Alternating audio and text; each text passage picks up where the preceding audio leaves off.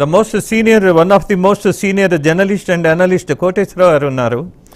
అలాగే ప్రముఖ విశ్లేషకులు అందే సత్యం గారు, శ్రీరామ్ గారు, శ్రీనివాసానంద సరస్వతి స్వామీజీ గారిని కూడా ఇన్వైట్ చేశాను. I think he will join. Yes,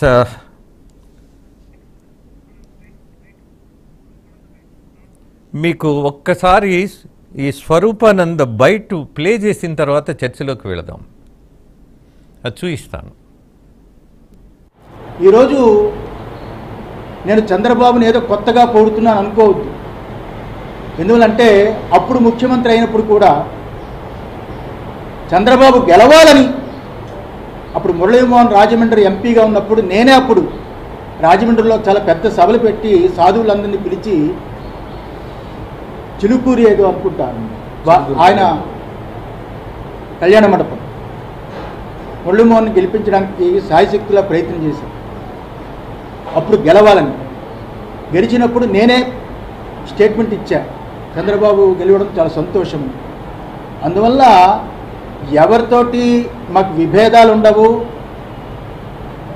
మేము స్వాములం, పీఠాధిపతులం, ధర్మం కోసమే పోరాడతాం. కానీ ఈరోజు ప్రెస్ మీట్ పెట్టింది ఎవరికి భయపడి కాదు, అది గుర్తుంచుకోవాలి. ఎవరికి భయపడి కాదు, వాస్తవాలు తెలుసుకోకుండా ఎవరెవరో కొత్తగా వచ్చిన వాళ్ళతో చేరి ఏదేదో తప్పుడు అభిప్రాయాలు వాళ్ళు చెబుతారని. ఎప్పుడూ స్వరూపానంద స్వామివారు ఒకలాగే ఉంటారు. చంద్రబాబు అంటే మాకు చాలా గౌరవం. రాజకీయ నాయకుల్లో ఆయనే ఇప్పుడు పెద్దవాడు. ఈ రాష్ట్రానికి పెద్ద దిక్కుగా అని పరిపాలన కొనసాగాలి అని, కుటుంబం బాగుండాలి అని, పరిపూర్ణమైన ఆయుష్ భగవంతుడు ఇవ్వాలి.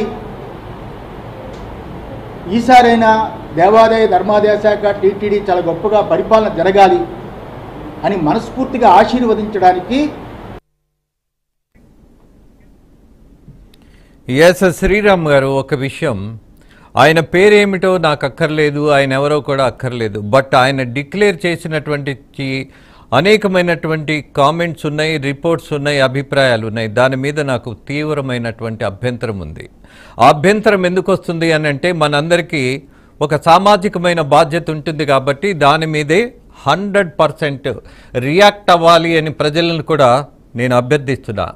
ఎస్ శ్రీరామ్ గారు, ఇటీవల మీరు ఈయన నడవడిక మీదో లేకపోతే ఈయన ప్రెస్ మీట్ మీదో అఫ్కోర్స్ మీరు రియాక్ట్ అయినట్టున్నారు, if I'm not wrong. Sriram గారు ఖచ్చితంగా రియాక్ట్ అయ్యామండి. ఆయన ఈ ప్రెస్ మీట్ పెట్టిన తర్వాత ఆయన మార్నింగ్ పెట్టాడు, ఇమ్మీడియట్ గా చూసిన వెంటనే మేము ఈవినింగ్ ప్రెస్ మీట్ పెట్టి దీన్ని ఖండించడం జరిగింది. ఈయన సరైన స్వామీజీ కాదు, ఈయన కేవలం ఒక వ్యాపారస్తుడు అని చెప్పడం జరిగింది. ఎందుకని చెప్పాల్సి వచ్చిందంటే, ఈయనకి గత ప్రభుత్వంలో 15 ఎకరాల భూమిని కట్టబెట్టారు.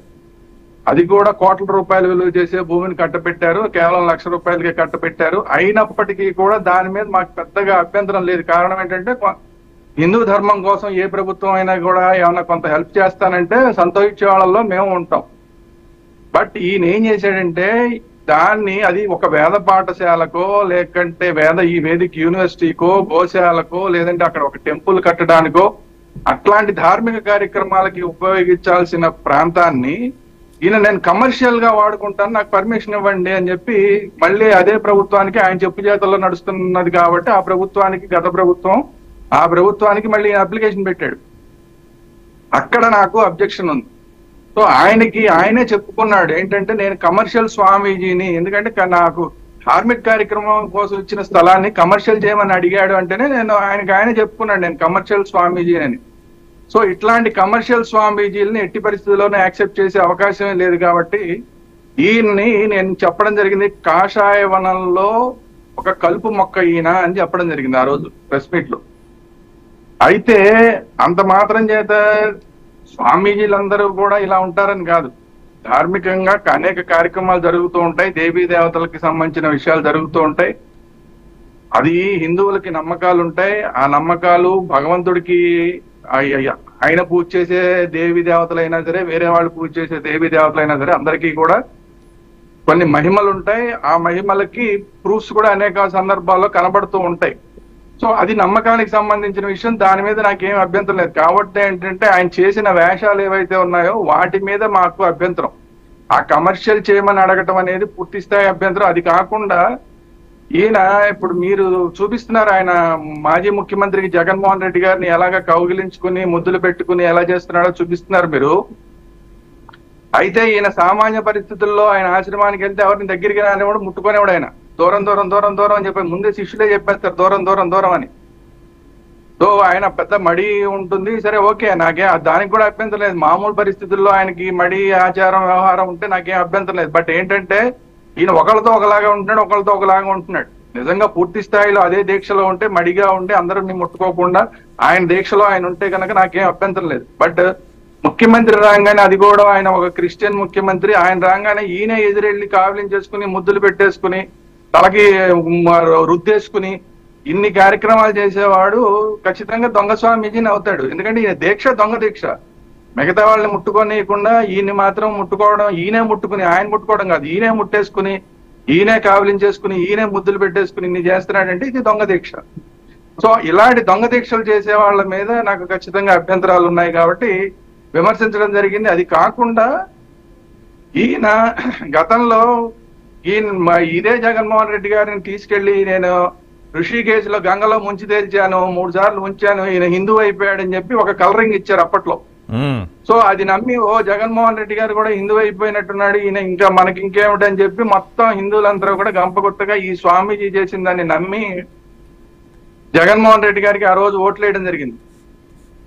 ఆ ఓట్లు వేసిన ఇమీడియట్ రియాక్షన్ ఏంటంటే ఇదే ముఖ్యమంత్రి జగన్మోహన్ రెడ్డి గారు ఆ రోజున ఆయన స్వోన్ చేసేటప్పుడు, పదవి స్వీకార ప్రమాణం చేసేటప్పుడు పక్కన బైబిల్ని పెట్టుకుని ఆయన ప్రమాణం చేశాడు. సో అంటే ఏంటి, వీళ్ళిద్దరూ కలిసి హిందూ సమాజాన్ని మోసం చేశారు.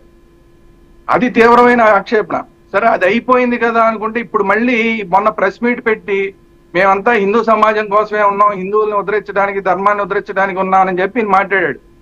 అందువల్ల ఈ కారణాల వల్ల ఆయన కోపం వచ్చింది. ఇంతకుముందు ఎప్పుడు నేను ఈ స్వామీజీ గురించి మాట్లాడలేదు, సరే ఎవరి తిప్పలు వాడు పడతాడులే అని. కానీ రెండోసారి హిందూ సమాజాన్ని మోసం చేసే ప్రయత్నం చేస్తున్నారు. గత 5 సంవత్సరాల బట్టి కూడా ఆయన దొంగ దీక్ష అని చెప్పి అనేక సందర్భాల్లో ఆయన ప్రూవ్ చేసుకున్నాడు. అంతేకాకుండా లేటెస్ట్ గా ఆయనకి ఇచ్చిన స్థలాన్ని కమర్షియల్ స్థలంగా మార్చమని ఎప్పుడు అన్నాడో, ఈయన కమర్షియల్ స్వామీజీ అని ఆయననే అనౌన్స్ చేసుకుని మెడలో బోర్డు వేసుకున్నట్టు అయిపోయింది. కాబట్టి ఈ అన్ని కారణాల వల్ల ఖచ్చితంగా ఈయన మరోసారి మళ్ళీ హిందూ సమాజాన్ని మోసం చేసి, గతంలో ఏదైతే రాజగురు అని ముద్ర వేయించుకుని ఆయన ఇందాక మీరు చెప్పారు, కొంతమందిని పక్కన పెట్టుకుని వాళ్ళతోటి అనిపించుకుంటారు ఈయన గొప్ప స్వామీజీ అని, అట్లా రాజగురువు ఈయన అని చెప్పి అనేక మందితో అనిపించుకున్నారు ఈయన. సో ఇప్పుడు మళ్ళీ చంద్రబాబు నాయుడు గారి విషయం, నాకు చంద్రబాబు నాయుడు గారు ఇంకోళ్ళని కాదు, మళ్ళీ ఇప్పుడు కొత్త ప్రభుత్వం మారంగానే పాత ప్రభుత్వం ఇప్పుడప్పుడే జగన్మోహన్ రెడ్డి ఈయన ముద్దులు పెట్టిన ముఖ్యమంత్రి మళ్ళీ ఇప్పుడప్పుడే వచ్చే అవకాశం లేదని తెలియంగానే ప్రేరాయించి మళ్ళీ ఈ ప్రభుత్వంలో కూడా మళ్ళీ రాజగురు స్థానాన్ని పొందే ప్రయత్నం చేశాడు ఆయన. సో ఒక పక్కన ప్రభుత్వాన్ని మోసం చేసే పని చేస్తున్నాడు, ఒక పక్కన ప్రజల్ని మోసం చేసే కార్యక్రమం చేస్తున్నారు, ఒక పక్కన హిందువుల్ని మోసం చేసే కార్యక్రమం చేస్తున్నారు, ఇంకో పక్కన ధర్మాన్ని మోసం చేసే కార్యక్రమం చేస్తున్నారు. ఇవన్నీ కాకుండా అమ్మవారిని కూడా మార్కెటింగ్ చేసే ప్రయత్నాలు చేస్తున్నాడు. సో అమ్మవారిని కూడా మార్కెటింగ్ చేసే ప్రయత్నం ఏదైతే జరిగింది, ఇవన్నీ కూడా మాకు అభ్యంతరాలు ఉన్నాయి. కాబట్టి ఇమీడియట్ గా అసలు ఈ స్వామీజీని ఎక్కడా కూడా ఏ హిందువులు కూడా పిలవకండి, వాళ్ళ కార్యక్రమాలకి పిలవకండి అని చెప్పడం జరిగింది. అదొకటి కూడా ఎడ్యుకేట్ చేయాల్సిన బాధ్యత మనలాంటి వాళ్ళందరి మీద ఉంది. కాబట్టి శ్రీరామ్ గారు, దాంతో పాటు ప్రధానమైంది ఏంటంటే మనందరికీ ఉండవలసిన తీవ్ర అభ్యంతరం, మొదటిగా నేను గమనించినటువంటి మరొక విషయం కోటేశ్వర గారు, ఇతనికి పోలీస్ ఎస్కార్ట్ 6-8 మంది, ఇంకొక ఆయన ఉన్నాడు ఈయన దగ్గర చాలా హెవీగా ఉంటాడు, ఆయనకు కూడా 2 constables. Whose money is this? For what the reason this people need to have that kind of security? ఎవడి డబ్బండి? 5 సంవత్సరాలు పోలీసుల్ని అంతమందిని అతనికి ఎంగేజ్ చేసిన తర్వాత అయిన ఖర్చును అసలు ఈ స్వామీజీ కడతాడా, వాడికి పెట్టినోడు కడతాడా, ఎవడు కడతాడు అన్నది ప్రజల తరపున మనం అడగాల్సిన పరిస్థితి ఉంది.